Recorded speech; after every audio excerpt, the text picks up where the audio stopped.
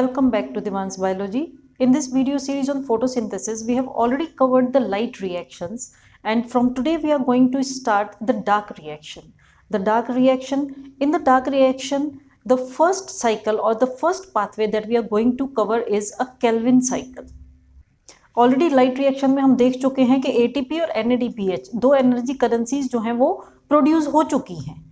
किसके लिए प्रोड्यूस हुई हैं? वो दो एनर्जी करेंसीज जो हैं वो यूज होंगी डार्क रिएक्शन में। डार्क रिएक्शन में फोटोसिंथेसिस होगा जिसमें carbon dioxide will get converted into carbohydrate, और वो जो कार्बोहाइड्रेट में कन्वर्ट होना है उसके लिए उनको बीच में ATP और NADPH की रिक्वायरमेंट होती है। तो ये रिक्वायरमेंट पूरी करने के लिए ऑलरेडी ATP एंड NADPH जो है वो लाइट रिएक्शंस में प्रोड्यूस हो चुके हैं। अब वो यूज कैसे होते हैं, कार्बन डाइऑक्साइड कैसे कार्बोहाइड्रेट में कन्वर्ट होता है, उसका एक्चुअल प्रोसेस जो है वो हम देखेंगे इस पाथवे में, इस C3 पाथवे में। C3 पाथवे ऐसा है जो most of the green plants इस पाथवे को फॉलो करते हैं। और भी पाथवेज हैं, C4 है, C2 है, कैम पाथवे है। ये सब किसी पर्टिकुलर कंडीशंस में प्लांट्स अपने आप को अडेप्ट करके इस पाथवे में दूसरे पाथवेज में जाते हैं, but most of the green plants जो है वो C3 पाथवे को फॉलो करते हैं। C3 पाथवे को हम केल्विन साइकिल भी कहते हैं। केल्विन साइकिल क्यों कहते हैं? केल्विन साइकिल इसलिए कहते हैं क्योंकि मेल्विन केल्विन ने ये वाला पाथवे जो है वो दिया था। नॉट ओनली मेल्विन केल्विन, उनके साथ बेंसन भी थे, इसलिए हम इसको केल्विन साइकिल भी कहते हैं, केल्विन बेंसन साइकिल भी कहते हैं, राइट। इसको हम C3 पाथवे भी कहते हैं। C3 पाथवे हम इसको क्यों कहते हैं? क्योंकि जो फर्स्ट स्टेबल प्रोडक्ट इस पाथवे में फॉर्म होता है वो 3 कार्बन कंपाउंड है। वो 3 कार्बन कंपाउंड है, इसलिए हम इसको C3 पाथवे या C3 साइकिल भी कहते हैं। एज वेल एज इस पाथवे में कार्बन डाइऑक्साइड जिसकी ऑक्सीडेशन स्टेट +4 होती है, मैक्सिमम ऑक्सीडेशन स्टेट उसका +4 होता है, वो ऑक्सीडेशन स्टेट डिक्रीज होकर +2 हो जाता है जो कार्बोहाइड्रेट्स में मिलती है, इसलिए हम इसको रिडक्टिव पेंटोज फॉस्फेट पाथवे भी कहते हैं। एज वेल एज इसको हम फोटोसिंथेटिक कार्बन रिडक्शन साइकिल भी कहते हैं क्योंकि इसमें ऑक्सीडेशन स्टेट जो है वो रिड्यूस हुई है। Now let us start with the actual pathway. इस पाथवे को मेनली 3 फेजेस में डिवाइड किया गया है। ये 3 फेजेस बहुत ही कोऑर्डिनेटेड रहते हैं। The first one is carboxylation, second is reduction and third one is regeneration.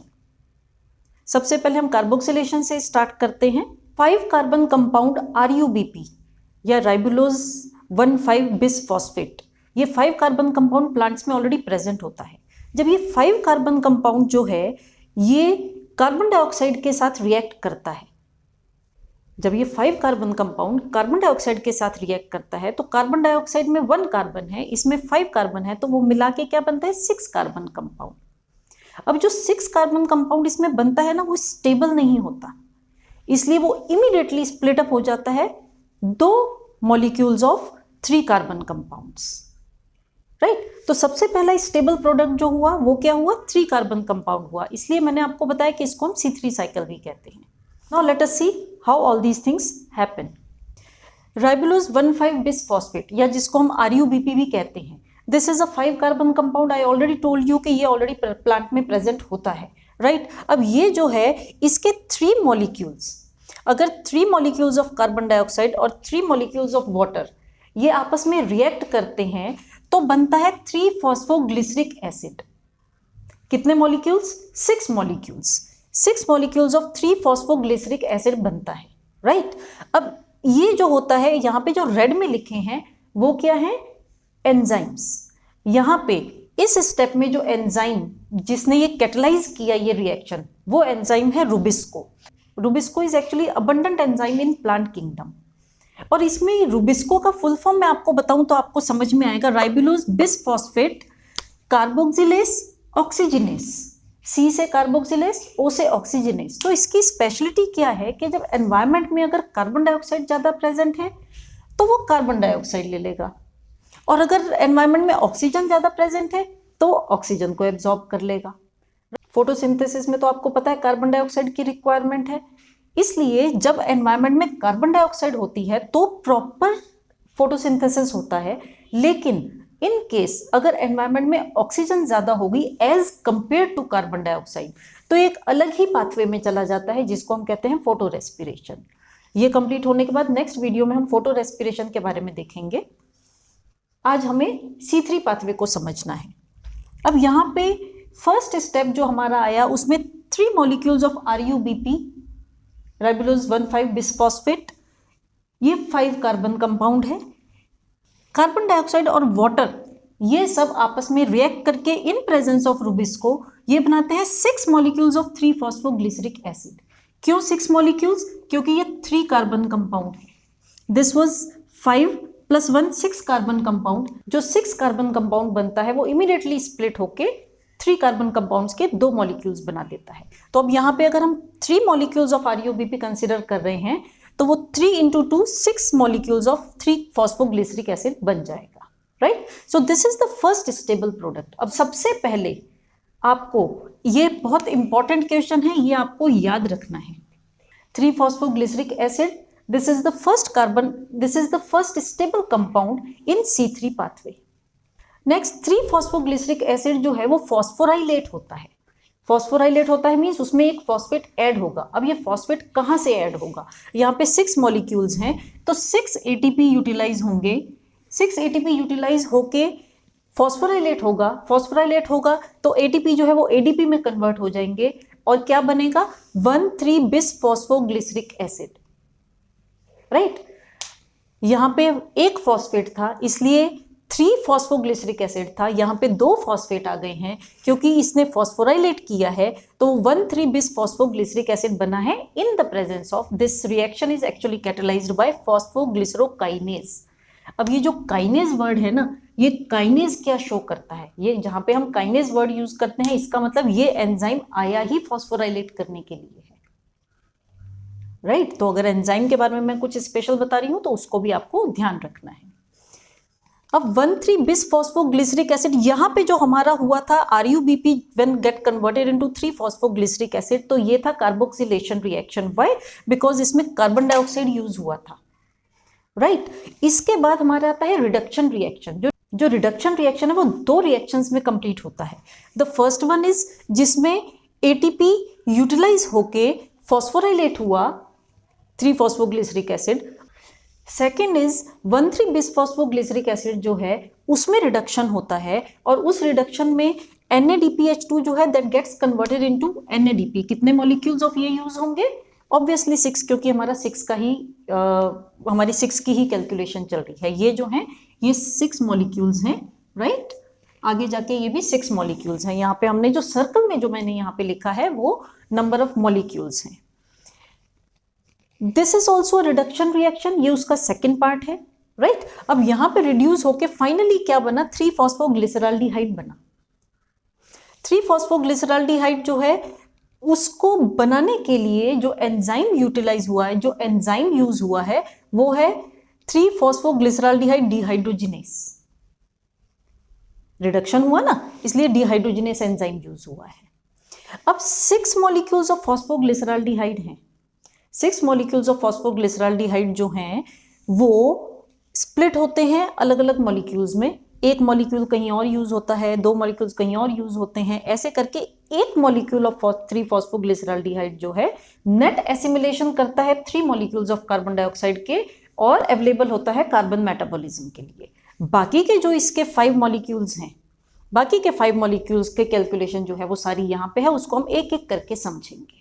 2 molecules of 3PGA जो है वो आइसोमराइज होते हैं और DHAP में कन्वर्ट होते हैं। What is DHAP? It is dihydroxy acetone phosphate. इस रिएक्शन में कौन सा एंजाइम इस रिएक्शन को कैटालाइज करता है? Triose phosphate isomerase, right. Triose phosphate isomerase इस रिएक्शन को कैटालाइज करता है। अब DHAP का एक मॉलिक्यूल का आल्डोल कंडेंसेशन होता है with the help of aldolase enzyme और बनता है फ्रक्टोज 1,6 बिसफॉस्फेट। फ्रक्टोज 1,6 बिसफॉस्फेट जो है वो हाइड्रोलाइज होता है to fructose 6 phosphate with the help of fructose 1,6 bisphosphate enzyme, right. अब फ्रक्टोज 6 फॉस्फेट जो है ये 6 कार्बन मॉलिक्यूल है। फ्रक्टोज 6 फॉस्फेट जो है दैट इज 6 फ्रक्टोज 1,6 बिसफॉस्फेट भी 6 कार्बन मॉलिक्यूल है, फ्रक्टोज 6 फॉस्फेट भी 6 कार्बन मॉलिक्यूल है। अब इस 6 कार्बन मॉलिक्यूल जो है ये स्प्लिट होता है इनटू 4 कार्बन एंड 2 कार्बन्स। इसके फ्रक्टोज 6 फॉस्फेट के जो 2 कार्बन्स हैं वो ट्रांसकीटोलेज एंजाइम्स, यहाँ पे आप देख रहे हो ट्रांसकीटोलेज एंजाइम, ये फ्रक्टोज 6 फॉस्फेट के 2 कार्बन यूनिट जो है वो 2 कार्बन यूनिट रिएक्ट करता है 1 मॉलिक्यूल ऑफ 3 फॉस्फोग्लिसरॉल्डिहाइड। आप यहाँ पे देख रहे हैं इसको, 1 मॉलिक्यूल ऑफ 3 फॉस्फोग्लिसरॉल्डिहाइड के साथ वो रिएक्ट करता है। रिएक्ट करके in with the help of transketolase वो बनाता है ज़ाइल्यूलोज 5 फॉस्फेट। क्या बनाता है? Xylulose 5 phosphate. अब यहाँ पे इसके 2 कार्बन है, 3 फॉस्फोग्लिसरॉल्डिहाइड मैंने आपको बताया था 3 कार्बन मॉलिक्यूल है, 2 + 3 ये बन गया हमारा 5 carbon compound. So xylulose 5 phosphate is 5 carbon compound. अब फ्रक्टोज 6 फॉस्फेट के जो बाकी के 4 कार्बन यूनिट बचा, इसका जो बाकी का 4 कार्बन यूनिट बचा वो कन्वर्ट हो जाता है एरिथ्रोज 4 फॉस्फेट में। अब इसका खाली 4 कार्बन यूनिट ने ही एरिथ्रोज 4 फॉस्फेट बनाया है, तो एरिथ्रोज क्या होगा? Erythrose is 4 carbon compound, right. अब ये जो एरिथ्रोज 4 कार्बन कंपाउंड है ये रिएक्ट करता है बाकी का बचा हुआ जो DHAP का एक मॉलिक्यूल था, उस मॉलिक्यूल के साथ with help of aldolase enzyme ये बनाता है सीडोहेप्टुलेज 1,7 बिसफॉस्फेट। ये कितना कार्बन कंपाउंड था? 4 कार्बन कंपाउंड। DHAP कितना कार्बन कंपाउंड है? 3 कार्बन कंपाउंड। DHAP को हम क्या कहते हैं? ट्रायोज फॉस्फेट भी कहते हैं, राइट। तो ये 3 कार्बन कंपाउंड है, ये 4 कार्बन कंपाउंड है, तो ये कितना कार्बन कंपाउंड होगा? सीडोहेप्टुलोज 1,7 बिसफॉस्फेट इज 7 कार्बन कंपाउंड। यहाँ पे लिखा है, देखिए 7 कार्बन कंपाउंड है। अब नेक्स्ट रिएक्शन को कैटेलाइज करता है फॉस्फेटेज एंजाइम और एक फॉस्फेट इसमें से कम हो जाता है और बनता है सीडोहेप्टुलोज 7 फॉस्फेट। ये भी 7 कार्बन कंपाउंड है। सीडोहेप्टुलोज 7 फॉस्फेट जो 7 कार्बन कंपाउंड है इसके 2 कार्बन यूनिट और 5 कार्बन यूनिट अलग अलग जगह पे यूटिलाइज होते हैं। सीडोहेप्टुलोज 7 फॉस्फेट का 2 कार्बन यूनिट और 1 मॉलिक्यूल ऑफ 3 फॉस्फोग्लिसरॉल्डिहाइड अभी भी बचा हुआ था, ये दोनों रिएक्ट करके बनाते हैं ज़ाइल्यूलोज 5 फॉस्फेट। कैसे? 3 फॉस्फोग्लिसरॉल्डिहाइड वाज 3 कार्बन कंपाउंड, सीडोहेप्टुलोज के हमने 2 कार्बन लिए, 3 + 2 5, तो यहाँ पे बना ज़ाइल्यूलोज 5 phosphate which is a 5 carbon compound. ठीक है, एक मॉलिक्यूल वहां से बना था, एक मॉलिक्यूल इसका यहां से बना, तो इसके हमारे टोटल 2 मॉलिक्यूल ऑफ ज़ाइल्यूलोज बन जाते हैं, राइट। इस रिएक्शन को कौन करता है? ट्रांसकीटोलेज कैटेलाइज करता है। अब ज़ाइल्यूलोज 5 फॉस्फेट के जो 2 मॉलिक्यूल्स हैं वो राइबोलोज 5 फॉस्फेट एपिमेरेज की हेल्प से राइबोलोज 5 फॉस्फेट बनाते हैं। अगेन 5 कार्बन कंपाउंड, ये भी 5 कार्बन कंपाउंड था, 2 मॉलिक्यूल्स थे, इसके 2 मॉलिक्यूल्स बने। ठीक है, अब जो सीडोहेप्टुलोज 7 फॉस्फेट का 5 कार्बन यूनिट बचा था वो कन्वर्ट हो जाता है राइबोज 5 फॉस्फेट में। किसमें कन्वर्ट हो जाता है?